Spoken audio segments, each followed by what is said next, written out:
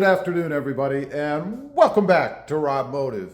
You know, I've been thinking lately about what the Tacoma used to be, or what trucks used to be altogether in the beginning.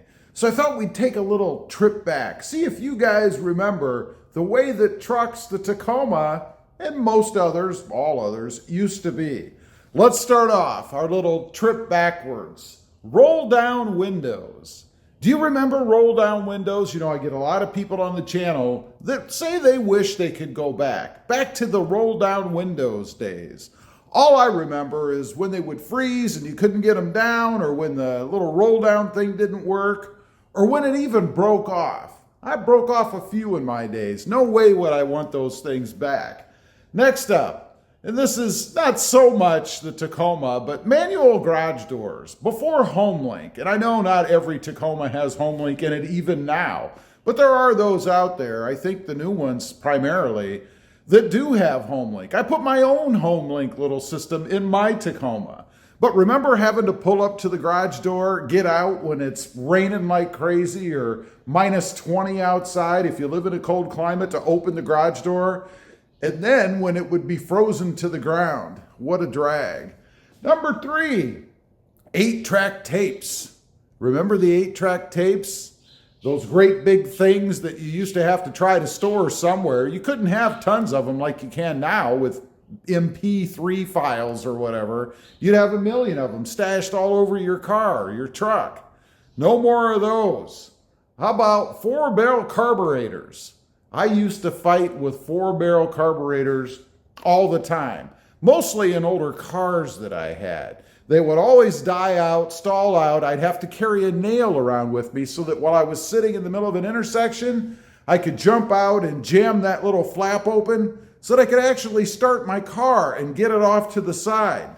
Those were a bummer. Give me fuel injection any day. Floor switch high beams. Do you remember those? It was this little knobby thing right off of your left foot. And when you wanted to switch to your high beams, you'd just stomp that thing.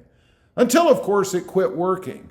I remember jamming on that thing. I'd get mad, right? I'd want the high beams on. I'd hit the stupid switch and it didn't work. So I'd be pounding it with my foot. Much prefer having it on the stock where I can just flip it with my hand.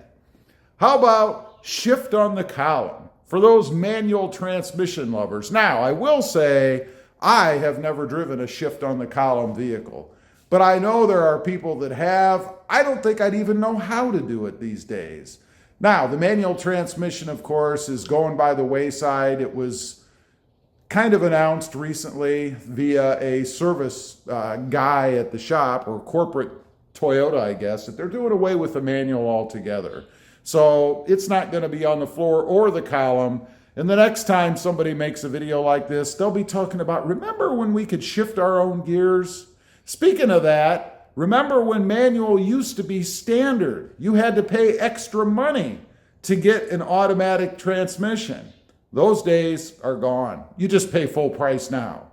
How about 4-wheel drive switches or little knob things, I forget what you call them, that you had to turn to go into 4-wheel drive in a 4-wheel drive vehicle. You had to get out, you had to switch it on the wheel.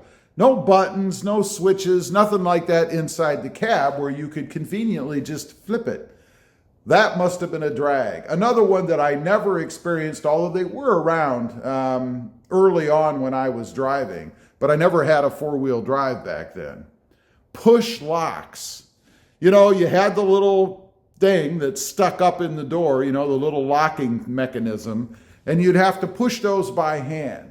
And if you were real paranoid in an area that, maybe wasn't so nice, or you just wanted to lock your vehicle up, you had to try to reach around to every one to hit it before you got out. Or tell the people in the back, make sure you lock your door.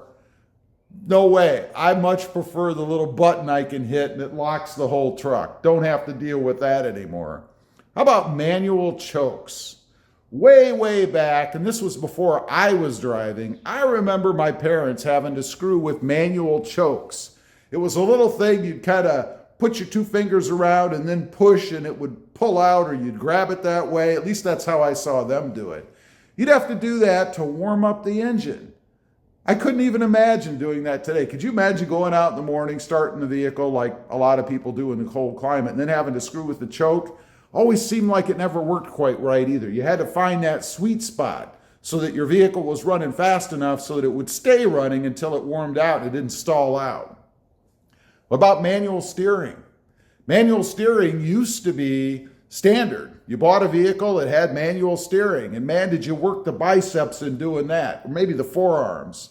I remember driving a few like that. If you want to experience it somewhere that's safe, drive down the road, in an isolated area and just turn your vehicle off.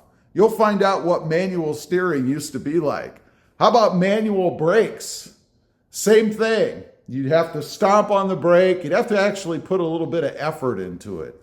Nothing like what we have today where you barely have to tap on that pedal and the brakes engage, right? That used to be standard. Next up, this doesn't really have anything to do with the Tacoma or any other vehicle, but I thought it was kind of interesting. Somebody mentioned it to me, a comment on the channel. Remember the old, you've got mail, the old AOL dial-up internet? What would we do if we had dial-up internet today? You couldn't stream movies, you couldn't download music, you couldn't do any of that.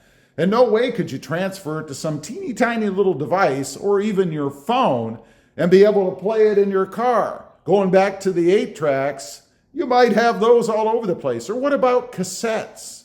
Remember cassettes? It got a little bit better. Those were smaller, of course, and easier to store in the vehicle. And they even had little holders you could slip them into, little slots and things. How about CDs? CDs, it seems, were fairly short-lived compared to everything else. Or maybe it was just a whole cycle of all of them. 8-tracks, cassettes, CDs. Now we're into the MP3s. What's next? A chip implanted in your brain where you just think about what music you want to play and you just kind of hear it internally? You never know. If you listen to old Elon, he's trying to stick chips in everybody's brains. Maybe that's the future. Maybe when you walk up to your car, that chip in your brain will unlock the doors. And then you think, start the vehicle, and that will happen. And then your music will play. Turn signals will activate. High beams will pop up. Who knows what the future brings? It's going to be very interesting. I just wish I was going to be around 100 years from now so that I can make a video and talk about what we have currently as compared to what we have then. It's going to be very interesting. Anyway, I just kind of wanted to get on, talk about that a little bit. I've kind of been thinking about taking the Tacoma back to the beginning. There's a lot of people out there that say that they want these basic standard vehicles. I don't see it. No way would I ever want to go back to what they used to be. Leave a comment. Let me know. What have I left off?